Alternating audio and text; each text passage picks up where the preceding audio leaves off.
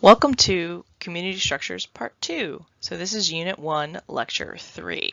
So in this lecture, we'll finish up a couple of those interactions that I talked about in the last lecture, and then a few more things about communities and how they interact with each other. Intra-specific competition, remember that's between members of this same species. So the big thing here is we're talking about the same species. So there's one big thing that members of the same species will fight for that members of different species won't, and that's mates. So that's a big difference. So, members of different species will still fight for they still can fight for food, they can still fight for food, shelter, those kinds of resources. But for intra-specific competition, fighting for mates is the big thing. So a lot of times you think about that when you think about different mating displays, birds, fighting, okay, those kinds of things. All right. Invasive species are species that come from an area and they move into an area where they don't have any natural predators. So what happens is, what's a predator supposed to do? A predator is supposed to eat the species. Okay, it's supposed to eat its prey, or in the case of like parasites and bacteria, it's supposed to, make them sick and so on and so forth. But what happens with invasive species is invasive species move into an area where they have no natural predators. So when they have no natural predators, they have nothing to eat them. Right? They tend to grow out of control and a lot of times beat out a lot of the natural species that are around. So we have some examples here, and this one happens to be the zebra mussels. So zebra mussels on the Great Lakes. So these mussels came in and they've actually taken over the Great Lakes, and you can see here, you can see just the amount of mussels on the shoreline. It's just ridiculous. So they've just totally wiped out some of the Great Lakes ecosystems. Rabbits in Australia, which we're going to talk a little bit more about in class, and some of the things that we humans did to try and control the rabbits in Australia. That failed. And then cane toads. So cane toads are another example of invasive species. When we talk about all interactions, the predator-prey one, or the food really, the trophic levels, food resources are actually a huge part of communities. I'm not going to read over this whole chart to you because I don't, you can read. There's no sense in me going over all of it. But what you see here is we have a variety of trophic levels, okay? And then we have where they get their energy from, and usually anything above the herbivores, it's always the things that are usually beneath them. All right, and you've got things like humans. We kind of don't really have a trophic level, to be honest. We kind of do a lot of different things, but we are supposed to be omnivores based on our teeth. And then there's a source of limitations here because the point is that, that carrying capacity, populations are supposed to be limited. And where does that limitation come in? So the big one to notice is that with herbivores, okay, they're limited by their predation. Okay, so they're limited by their predation. Whereas most of the other trophic levels are limited by the competition within the trophic level, because all of these things, like if you think about all of these levels above, especially with the detritivores and decomposers, okay, we're not up to our eyeballs in dead organisms and decaying organisms. So if we were, all right, then obviously there'd be no competition between the species or between the organisms. But since all the food's gone, okay, there isn't an overabundance of their food, then obviously something happens there. And then we've got examples here, okay. All right, for herbivores, however, their food accumulates. So if you look around, we have tons of grass and trees and leaves, and the world is basically green for the most part. And because it's green, that means that herbivores aren't eating everything. And so that's something that's been pointed out. So it's something interesting to note. Okay, the couple of levels that you are probably not familiar with. I'm going to go over are right here. Okay, or if you are familiar with it, it's a little bit different. So detritivores and decomposers both deal with dead or decaying matter. The difference is a detritivore actually eats it. So vultures, crabs, earthworms, so they actually go and they actually eat it and they ingest it, just like you would eat something.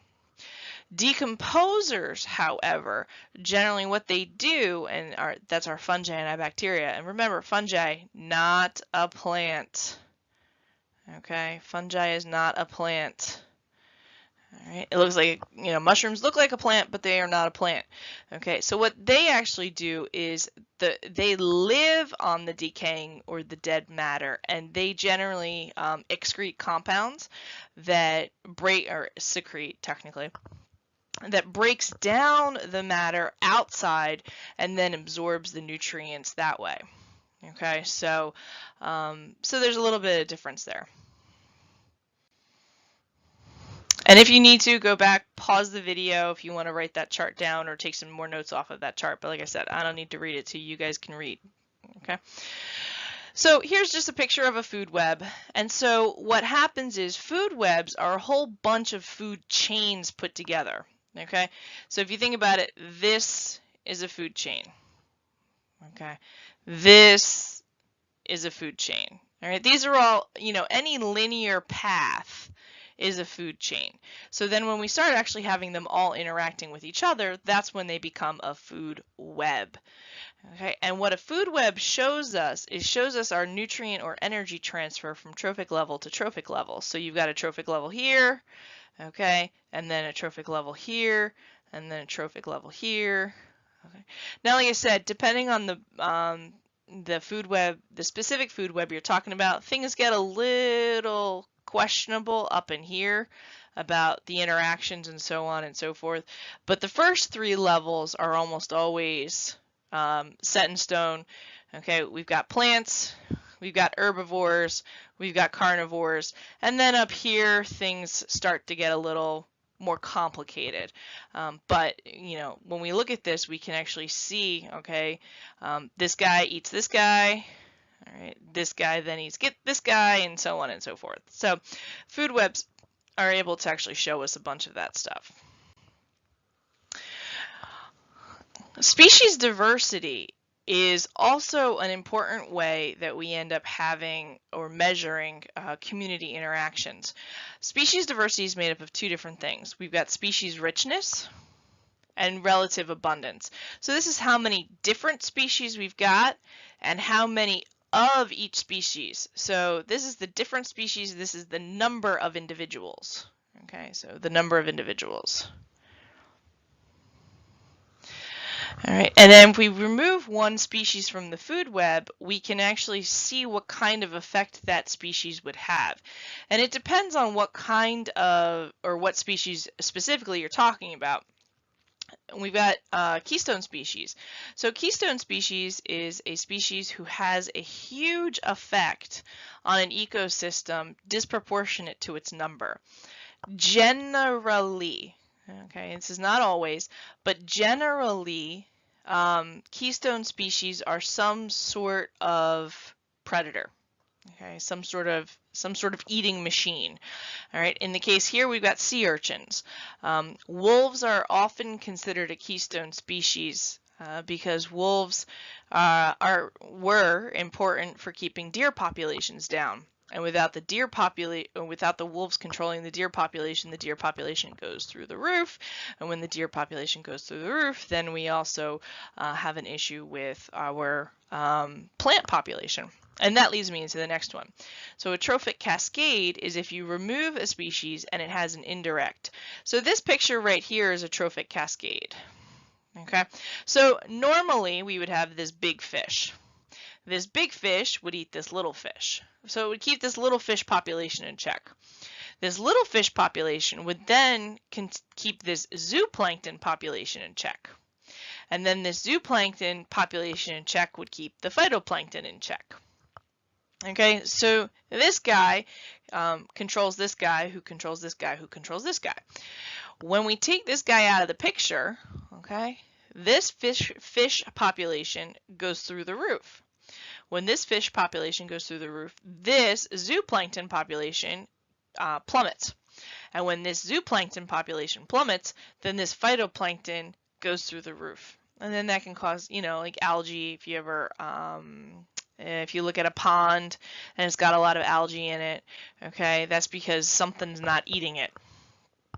All right? And so species diversity is really important for maintaining those food webs. And maintaining those food webs is really important to maintaining the ecosystem overall. So food webs have a lot of checks and balances put into them. And so when we start altering those food webs, those checks and balances actually start becoming out of whack as well. And then that can cause a problem. Wrap up. So you're going to go look in your backyard or front yard or the park or somewhere. Get outside, okay? It's early in the school year. It's still nice out. Get outside. Go look at something that's green. Or not green, but try and stay away from anything that looks dangerous. So no poison ivy, poison oak, poison sumac, all of that stuff. But what I want you to do is take a selfie and bring it to class. You do not have to put the selfie on Blackboard. Okay, you do not need to put the selfie on Blackboard. But what I want you to identify is what species are you posing with, and is it native or invasive? So you're going to have to do a little web searching. Okay, I hope your Google is strong. You're going to need to do a little web surfing. Get as close as you can to the species.